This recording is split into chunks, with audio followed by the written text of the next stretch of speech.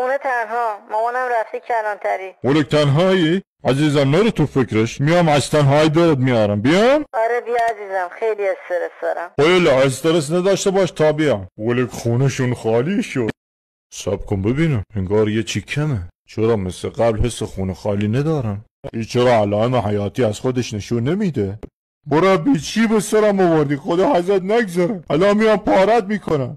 دست درد نکنه دیگه، با ما هم آره ها؟ چی شده؟ تو مگر نگفتی تنها عوارضه آمپولا ریزش موه؟ خب که چی؟ بابا زده دم دستگاهمون عکار انداخته. خب که چی؟ آخه فدات شم، رو هر کی یه جور عوارضشو نشون میده. شما خودت عجول بودی خواستی زودتر نتیجه بگیری. و خواستم نتیجه میگیرم درست، ولی هدفم رو زیده. تو زدی اصل کاری رو خوابوندی. میخوام 100 سال بدنم رو فرمه باشه وقتی به درد زیدی نمیخورم. میگی الان من چیکار کنم؟ من نمیدونم، باید احیاش کنی وگرنه روز شکایت میکنم. نگاه کن من دیگه حرفام زدم. یه پادزهر چیزی بده فقط خوب شم. باشه گلم، هیچ راهی نداره جز این که دیگه دوره بر نداری، برمیگردی به روال قبل. الا نخواستیم، من شاشیدم توی آمپولا.